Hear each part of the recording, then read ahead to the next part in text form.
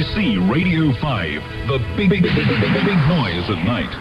Fabulous, I'm the fabulous. Fabulous, I'm the fabulous. Fabulous, I'm the fabulous.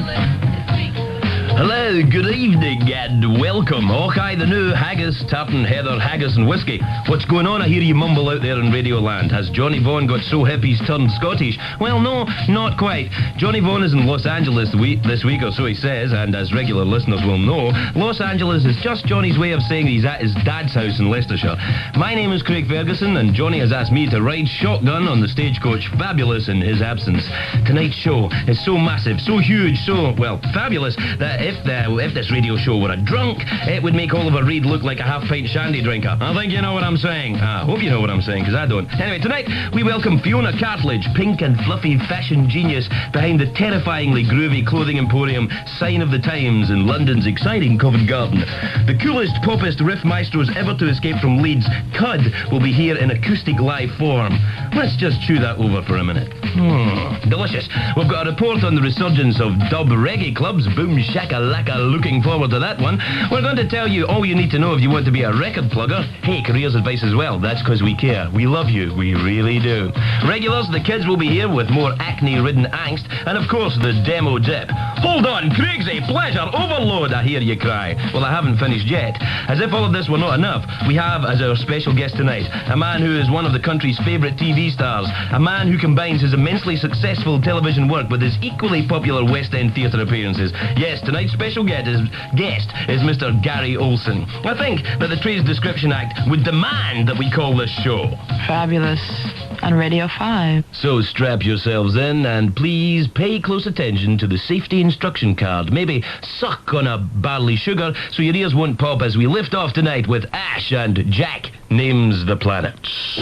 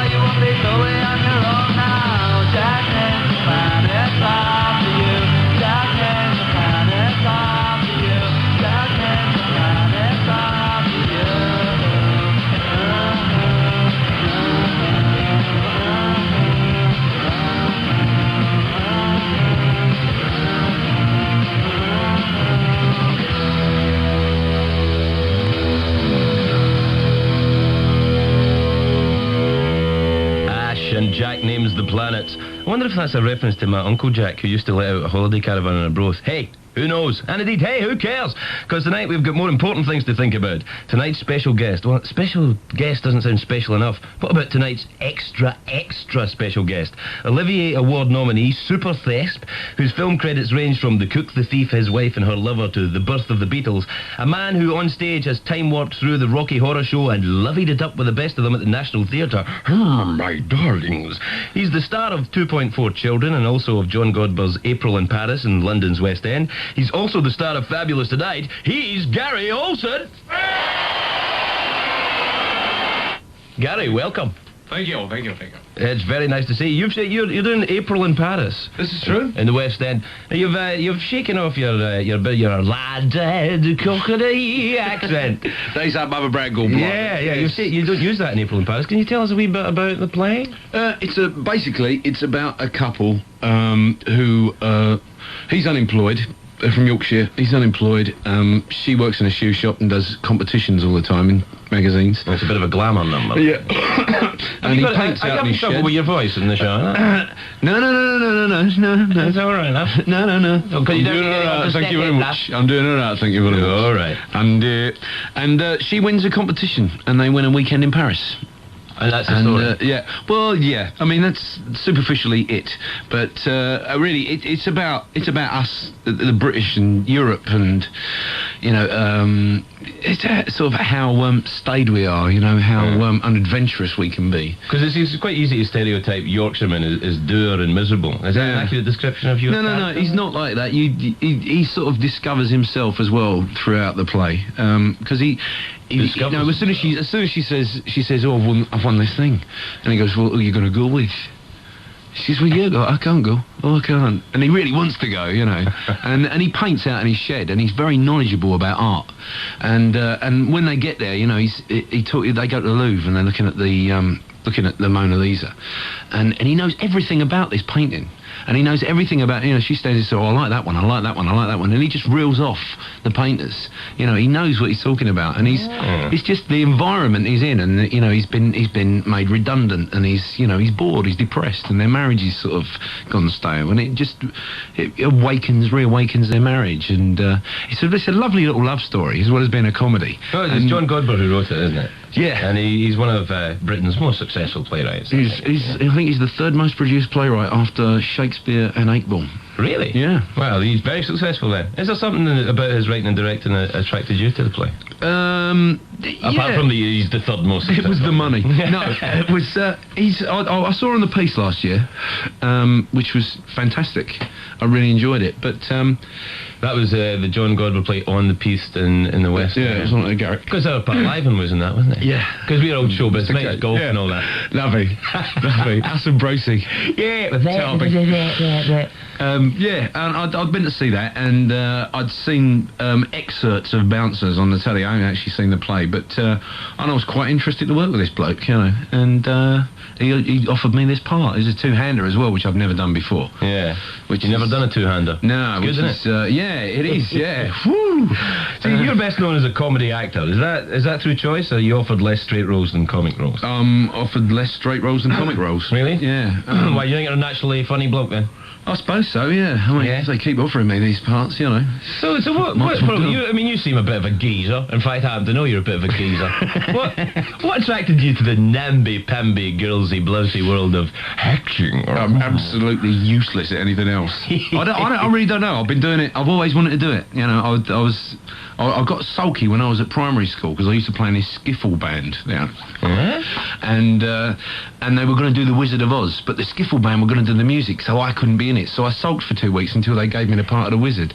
And that I was 10 then. And I've always wanted to do it. So you're a bit of a lard. Yes. So not really. I mean, I can't stand all that stuff. I really hate all that stuff. Last night I was doing Steve Wright's Home Truths. Yeah. And I was, there were a few loves there, and went down into hospitality afterwards, and I stayed about 5 minutes. I couldn't. Did you nut him then? Did you nut him? I did not nut him. No. I you just should have wanted to nutted get him, pizza. mate. You should have nutted him. Oi, you, sir, come here. Yeah, all that. Britt Eklund. Britt Eklund. Yeah. Is she a bit of a lovey then? Is she? I suppose she is. Yeah. I mean, she seems to think she is. Yeah. I don't know whether she is or not. Leslie Phillips was on it. He's a definite love. Oh, he's he was really funny. I used to get got him mixed up with Terry Thomas. Yeah. Yeah, the Jerry's an absolute sharp. Absolute sharp. What absolute sharp? I spent a month in Prague once with Tim Roth. And we were both doing different films and staying in the same hotel. And all we did for a month, we were so bored, was do Terry Thomas impressions in the bar. Well, that makes Tim Roth sound a bit more like a geezer, it has to be said. Tim Roth is a geezer. Oh, he's a geezer? He's a geezer. Oh, well, that's good, you see, because I thought he might be virgin and loved them. No. He's a dirty old geezer, actually. Oh, that's good. Yeah, because I know somebody used to go out with him. On to the next, the non-libelous piece of... See, your TV credits, there's 2.4 children, health and efficiency, and Vandervalk. I don't remember you on Vandervalk. I did an episode of Vandervalk. I wasn't in it much. Yeah? It was a week in Amsterdam. Who would turn that down? Not me, because I'm a geezer as well, mate. I think you know what I'm saying. Oh, dear. Yeah, so I just went out there and messed around on canals for a week. What part did you play then? In fact? I can't Were you the van then, weren't you? No, I wasn't. I was the mechanic. No, I was just some copper running around barges with a gun. That sounds all right. Yeah. What film and theatre, of all the stuff you've done, what do you think you're most proud of? Oh, God, I don't know. Metamorphosis, which we did. I did with Berghoff and Ruff. Berghoff.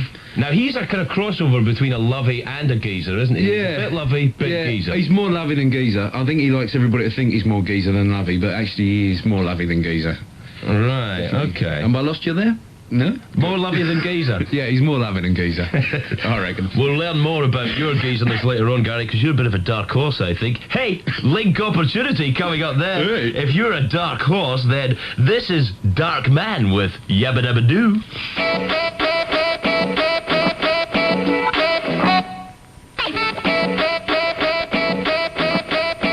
Summer crack kilo.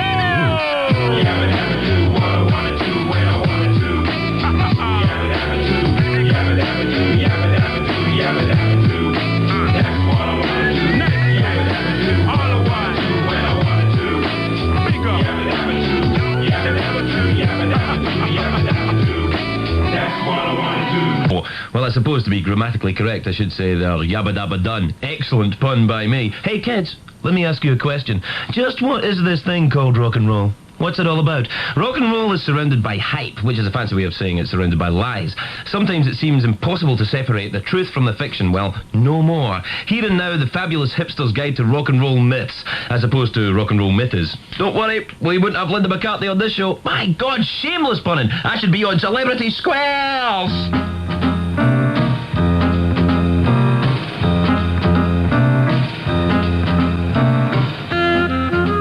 Right, kids, what do we need to know about this week? Hello, Cincinnati.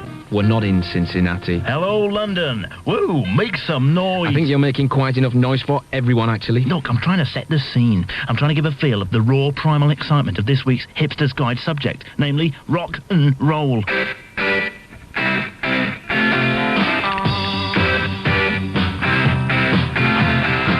Altamont, Woodstock, Haight-Ashbury, the Isle of Wight. And next week on the holiday programme, Jill Dando goes cycling in the Camargue, whilst Michael Palin looks at barge holidays in Norfolk. Oh, that's right, you old square. Try to debunk the rock and roll myth before we've even begun. Hey, as Bob Dylan said, don't criticise what you don't understand.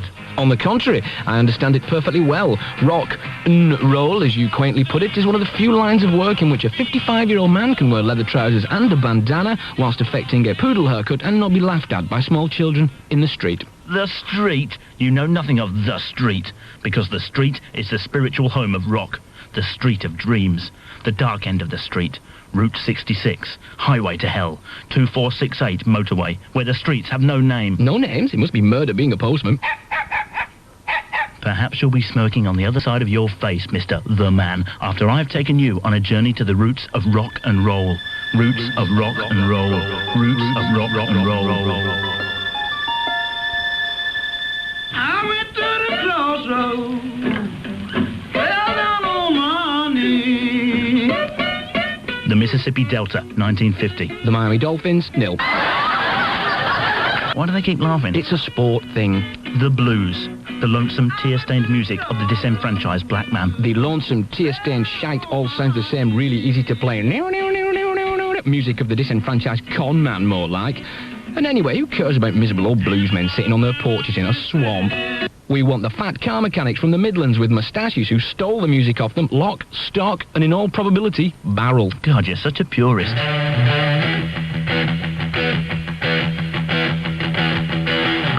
Led Zeppelin were, of course, the archetypal 70s rock and roll band. Sex, danger, goblins, wanton destruction, snapperfish, groupies, flip-flops, soda streams, a weekend break in Wales, jam, photocopying their own arses, and worshipping the devil. It is said that Led Zeppelin sold their souls to the devil in exchange for their extraordinary musical abilities. That must have been an interesting band meeting. Right, lads, I've clinched the deal with Mr. D. Evil, and he's now committed to supplying us with untold riches and inspiration in exchange for our very souls being cast into the pit of torment and fire for all eternity. But I suggest we let our lawyers look over the small print. I think there might be a catch. Making pacts with the dev is probably one of the most rock and roll things you can do. Led Zeppelin set a precedent in the 1970s by hanging around with the most evil man alive, legendary Satanist Aleister Crowley.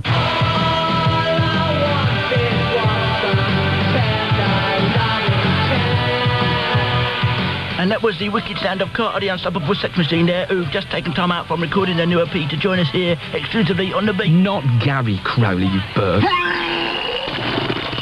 Hey! Led Zepp attained true rock and roll immortality, of course, when their drummer John Bonzo Bonham choked on his own vomit. John Bonham, Jimi Hendrix, John Belushi, Mama Cass Elliot. Yes, choking on your own vomit is as central to the rock myth as drawing the logo of your band on the bass drum. In rock circles, choking to death on your own vomit is seen as cool, whereas in reality, it is about as cool as wearing incontinence trousers. Having to go to the chemist for a jumbo tube of Anusol. Non-specific urethritis. There's nothing uncool about non-specific urethritis. Jack Daniels. The name Jack Daniels looms large in rock culture. Ah, yes, Jack Daniels. I like Jack Daniels. Not a lot, but I like it. Oh, you're not taking this seriously, are you? Well, if you think rock and roll is something you can create just by drinking a few glasses of top-deck shandy, you're wrong. May I introduce the H word at this juncture? Hopscotch? Heroin. As Lou Reed said, it's my life, it's my wife. Heroin, eh? Can't live with it, can't live without it. My heroin's so fat, when she sits round the house, she sits round the house. All right. And now, as an experiment, Stuart and I are going to inject heroin on the air. Stuart, the spoon. No, we're not. As rock and roll gets older, so the practitioners get older. This is no bad thing, if you can manage to grow old with some kind of style and grace. Neil Young. Yeah, Neil Young. Neil Young looks well on it. But for every Neil Young, there's a Bill Wyman, a Rod Stewart, a Tina Turner. Stop right there. Can we be the very first people ever to exclusively reveal the following hidden truth of rock? Tina Turner. Not that attractive. We only trouble you with this small trifle because we're sick to death of broadcasters saying, Tina Turner, she's a sexy lady at a bit of all right for 50. She's a rock and roll granny with a great set of pins. Toss. Only the following people really believe this. Dave Lee Travis, or the Hairy Cornflake. Adrian Just. Compo. Get your head round it. Tina Turner has probably just had an accident. Mick Jagger needs helping across Pelican Crossings. What has Van Morrison got to say to the youth of today beyond? If that comes over the fence once more, I'll burst it. 10p for an old soldier. We all got a mug with the old king's face on it, and we had a street party. Of course, you could leave your front door open in those days, but you try telling that to the young people today.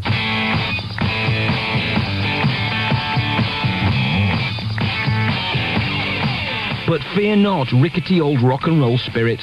Primal Scream are back. So lock up your underage daughters and hide the traffic cones. Primal Scream's new album has already been hailed as a piss-poor Rolling Stones rip-off. No, a modern rock classic. Sorry, a modern rock classic. Rock and roll is back on the agenda. After years of starry-eyed, baggy, acid house, rave, e-culture, long-haired, heads down, snakeskin hedonism is top of the shopping list. Uncork that tequila snowball and don't bogey that roach because... I'm sorry. I'm going to have to stop you there. Stuart, I've just been handed this piece of paper from Radio 5 Newsroom. It says... Kurt Cobain nearly died, but he didn't. Shall I set fire to the headphones, sir? No, I'm all right. I light a few. Just put them down the back of that table so no one will be able to find them next week. Are you rock and roll then? Pretty rock and Where roll. do you put your foot? On the monitor. That's where you have to put your foot, on the monitor. Unless you're Frank Sinatra, of course. He's Well, got his which is- head on the monitor.